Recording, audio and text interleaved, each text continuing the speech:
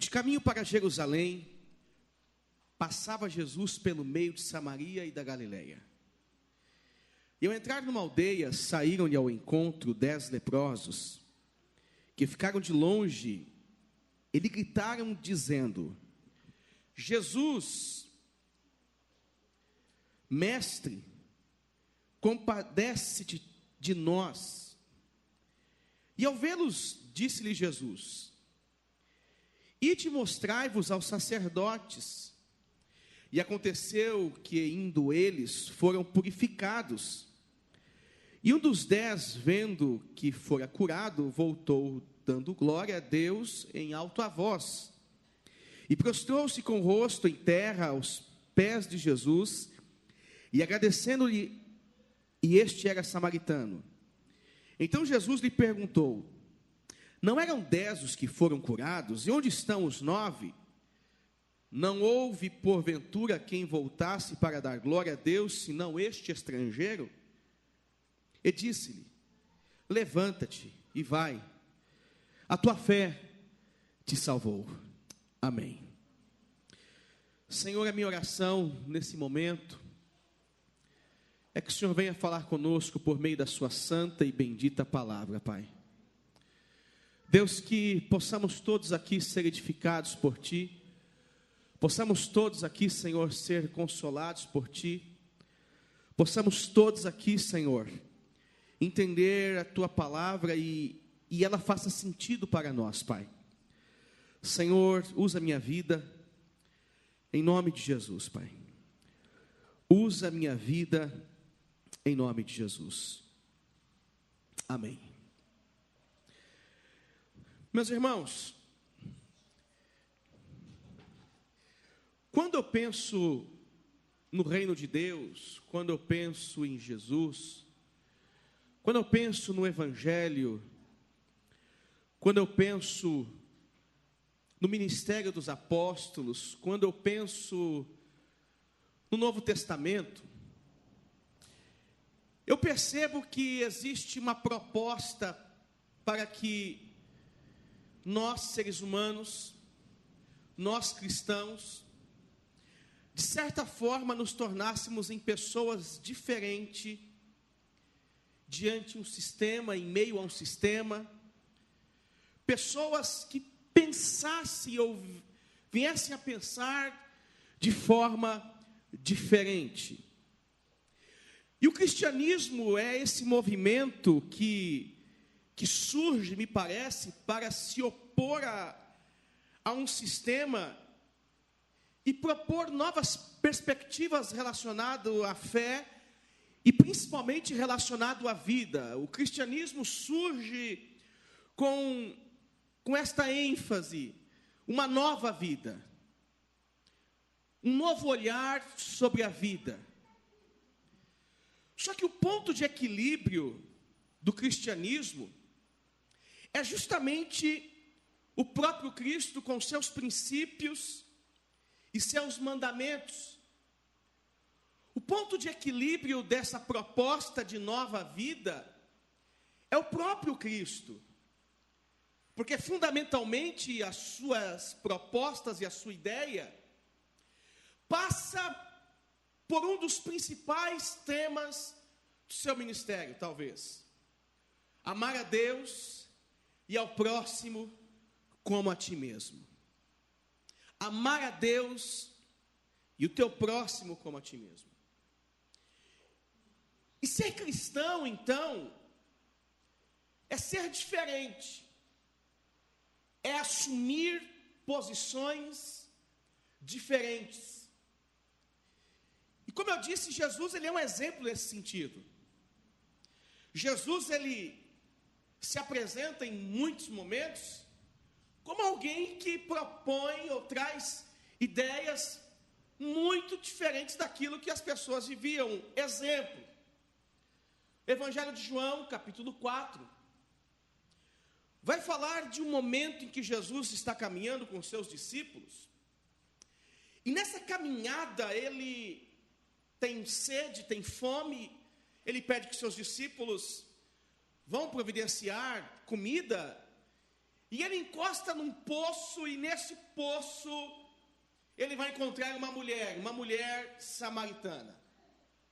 A Bíblia diz que ele conversa com essa mulher, pedindo a ela um pouco de água, e ela diz: como é que você pode, sendo judeu, vindo pedir água para mim, que eu sou samaritana? E aquilo me parece que inicia uma discussão em relação a essa possibilidade de aproximação. Inicia uma discussão relacionada a essa possibilidade de um jeito novo de tratar, de ver a vida. E aí Jesus vai olhar para ela e vai dizer: olha, se você me conhecesse, soubesse quem fala com você, você me pediria água e eu lhe daria, e desta água que você viesse, que você possivelmente viesse beber, você jamais teria sede, nunca mais teria sede. Aquilo é muito confuso para essa mulher, porque essa mulher está em um poço, o poço de Jacó. Essa mulher está em meio a um ambiente religioso que cultiva as tradições do Antigo Testamento, e Jesus está dizendo para ela que a água daquela fonte, daquele poço, que é a água que cultivava todos os interesses do Antigo Testamento, essa água não sacia a sede, mas sim a água que ele está oferecendo, essa pode saciar a sede. É uma perspectiva diferente de olhar para a vida, porque até então o que fazia sentido eram os interesses do Antigo Testamento. Agora ele está dizendo: epa, agora os interesses são outros. É uma forma diferente de ver a vida. Jesus, ele rompe com a tradição da lei, e ele vai dizer: mulher, essa água aqui não pode matar a sua sede. Um outro fato interessante no próprio Evangelho de Lucas, ele vai descrever a respeito de duas curas que Jesus faz. Uma cura sobre o filho de Jairo, e uma outra cura relacionada a uma mulher que sofria há mais de 18 anos com uma hemorragia. A pergunta que fica nesses textos, quando Jesus está agindo, é que ele de novo está apresentando novas verdades, uma nova formas diferentes de encarar a vida, de se relacionar, porque até então nós vemos aqui um texto em que um homem, um pai, diferente da sociedade, porque mulher naquela sociedade não era tratada da mesma maneira que é tratada hoje. Mulher, quando nascia, não tinha os mesmos cuidados que se tem hoje. Mulher era exatamente excluída, não tinha voz. E aí nós estamos vendo aqui um pai que valoriza um filho, uma filha mulher, um pai que valoriza uma criança, uma menina, e nós vemos aqui o Cristo que dá atenção para este pai que está valorizando a mulher. E logo em seguida um outro texto em que uma mulher de novo está sofrendo de um fluxo de sangue, e Jesus encena de novo para curar esta mulher. O interesse pelos desinteressados, o interesse por aqueles que não faziam a menor importância. No entanto que você vê as contagens bíblicas dizendo: e haviam 5.000 homens, sem contar mulheres e crianças. E havia fulano e fulano, sem contar mulheres e criança. E aqui a gente está vendo o interesse de Jesus em se aproximar de uma classe que não era vista. E melhor, além de se aproximar, ele vai curar essa classe, ele vai fazer milagre na vida dessas pessoas. É o diferente em relação àquela sociedade, é o diferente em relação àquele povo, é o diferente em relação àqueles homens. Uma religião que excluía, e ele vem trazendo uma proposta que inclui. uma religião que colocava pessoas à parte, e ele vem trazendo pessoas para vir para o centro e dizer: epa, existe vida, mas vida completa, vida cheia de abundância. Você pode fazer parte da sociedade e falar como os demais. Prova disso também o Evangelho de Lucas, capítulo 6, um homem com a mão ressequida, um homem enfermo, considerado impuro, amaldiçoado pelo próprio Deus, e de repente Jesus olha para ele e diz: ei, venha para o centro, seja visto por todos. Venha para o centro e seja visto por todos. E a Bíblia diz que ele cura aquele homem, restaura a vida daquele homem, ele faz um grande milagre na vida daquele homem. Então me parece que essa proposta do cristianismo, de ser diferente, de pensar diferente, ela também deveria ser vivida nos nossos dias. Ela também deveria ser vivida nos tempos atuais.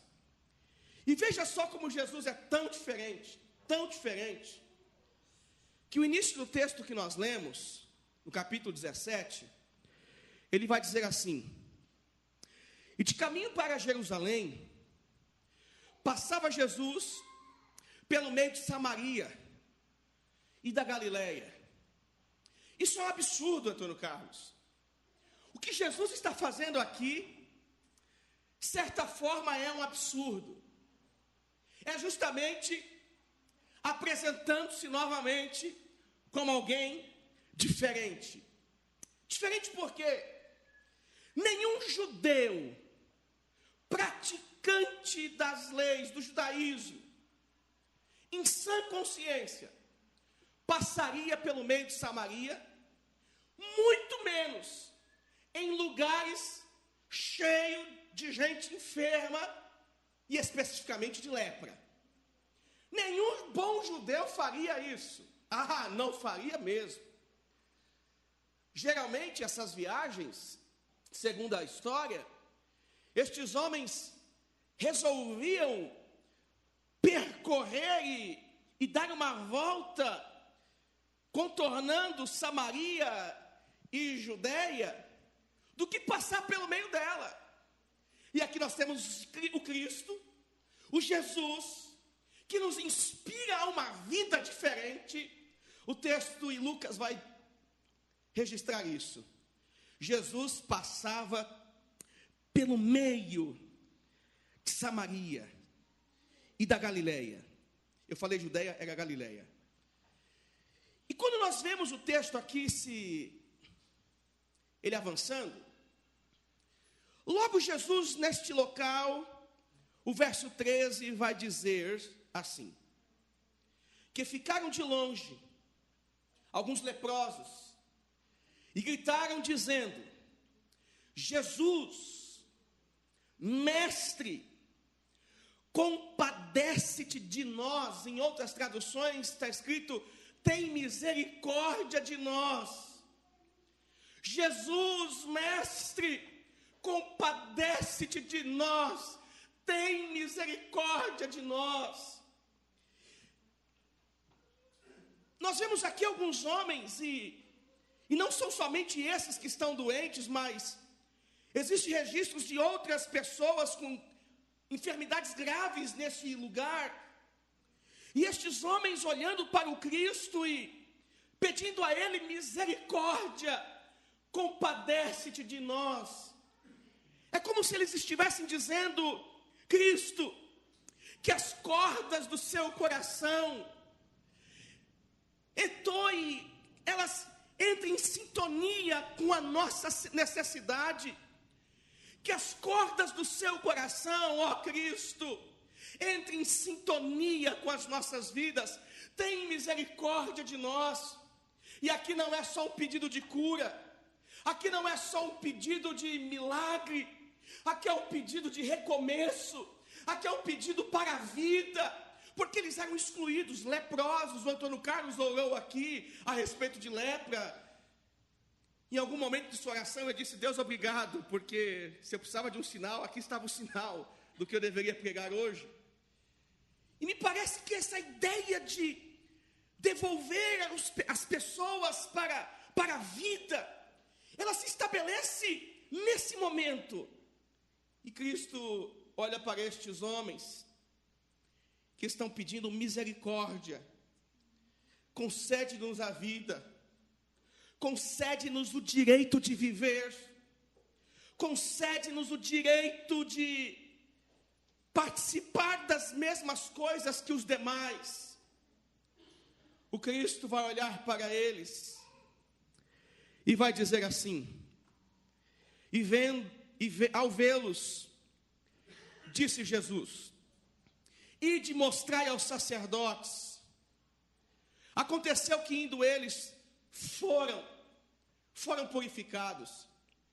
Eu não vejo nenhum sensacionalismo por parte do Cristo, eu não vejo nenhum rodopio, e muito menos nenhum dizendo: eis que te digo de mim mesmo, seja curado agora. É o Cristo simplesmente olhando para eles e dizendo: vá até o sacerdote. Os sacerdotes eram uma espécie de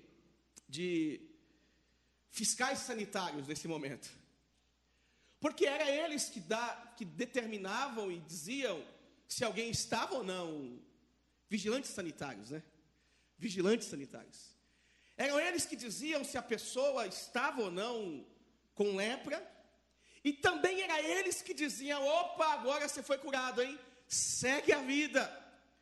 Eles tinham essa capacidade de, além de deter, além de controlar a religião, eles também diziam para o indivíduo: você agora está excluído e você agora está incluído. O que Jesus faz é dizer para eles: vão lá, vão na sinagoga e apresente-se àqueles homens que precisam cumprir um protocolo, mostrem-se àqueles homens. E esse episódio, a partir de agora, a partir desse momento que esses leprosos vão ser curados, ele vai se desenhar e se desenvolver essencialmente a partir de dois personagens: um homem curado e o próprio Cristo. E o verso 15 vai dizer: e um dos leprosos, um dos 10, vendo que fora curado, voltou dando glória a Deus em alta voz. Um dos que foram curados voltou dando glória a Deus. Meu irmão, é surpreendente o retorno deste homem. É surpreendente, também tem sentido o que está acontecendo aqui. Porque o grande problema, e aqui nós temos duas situações, é que este que está agora curado também não podia ficar onde os demais foram curados, estavam agora. 10 homens são curados, vão até a sinagoga na presença dos judeus, dos fariseus, dos sacerdotes, e esses homens agora curados, eles estão desfrutando de uma pseudo-recolocação na sociedade, só que entre eles existe ainda um que é curado, mas é samaritano. Ele não pode ficar entre aqueles homens. Ele não pode ficar na sinagoga. Ele não é bem-vindo. Ele continua leproso. Ele continua excluído. Ele continua à beira, à margem da vida. Ele continua ainda com o mesmo problema, não podendo estar no meio daqueles que estão celebrando alguma coisa. Ele continua sendo leproso. Ele está curado. Mas o texto vai dizer que esse homem, ele volta até Jesus e me parece que esse retorno escandaloso desse leproso samaritano vai produzir em Jesus também algumas perguntas. Perguntas que talvez tenham muito a ver conosco.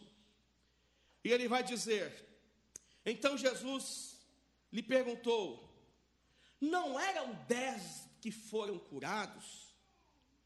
Onde estão os 9? Onde estão os 9? Não houve, porventura, quem voltasse para dar glória a Deus, senão este estrangeiro, senão este samaritano? Esse texto nos faz pensar que o Cristo que nos faz viver de forma diferente é o Cristo que nos inclui, é o Cristo que nos abraça, é o Cristo que nos dá vida e nos devolve a vida, a fim de que nós venhamos celebrar a Ele onde quer que estejamos. Mas acima de tudo, nós estamos enxergando aqui um Cristo que abraça todos, que está com todos, que ama todos, independente de cor, de nacionalidade, se é ou não estrangeiro. Ele veio e morreu por todos, ele se manifestou a todos. Importa que por meio dele todos sejam salvos, não alguns, todos. Todos. Só que vejam, volta aqui um homem, um samaritano, glorificando a Deus, dando glórias a Deus. Só que a forma com que tudo isso acontece é algo sensacional, porque ele está fazendo alguns reconhecimentos públicos aqui. A questão não é só ele voltar, mas sim a forma com que ele volta. Isso me faz pensar também que não importa grandes milagres acontecerem em nossas vidas, importa continuarmos tendo desejo de se reencontrar com o Cristo que realizou milagres em nossas vidas. Importa ter desejo de continuar tendo esse encontro marcante que nos cura por completo e dá sentido. Veja que o versículo 16 vai dizer: e prostrou-se com o rosto em terra aos pés de Jesus, agradecendo-lhe, e este era samaritano. É o mesmo movimento da mulher pecadora excluída, que de repente todos estão reunidos em uma casa, celebrando alguma coisa, celebrando um momento especial, e de repente entra uma mulher pecadora, com os seus cabelos, começam a enxugar os pés de Jesus, que estavam molhados por suas lágrimas. É o mesmo movimento em que uma mulher simples, uma mulher excluída, pecadora, condenada, marginalizada, está agora aos pés de Jesus. É o mesmo movimento, esse samaritano, aos pés de Jesus, prostrado, com o rosto em terra, agradecendo-lhe pelo grande milagre a ele feito. Pelo grande milagre a ele feito. E se não bastasse a resposta de Jesus a esta manifestação, a resposta de Jesus a essa atitude é sensacional, irmãos, porque ele vai agora romper com todos os paradigmas e vai dizer assim no verso 19: levanta-te e vai. Vai para onde? A sua casa era a casa dos leprosos. Vai para onde? A sua terra era a terra dos excluídos. Vai para onde? A sua família era aquela ali, em que todo mundo tinha que se afastar, ou onde quer que eles chegassem, eles só poderiam falar à distância. É por isso que nós temos aqui, no versículo de número 13, esses homens de longe gritando: mestre, tem misericórdia de mim. Eles estão gritando de longe porque eles não poderiam estar perto. Eles estão gritando de longe porque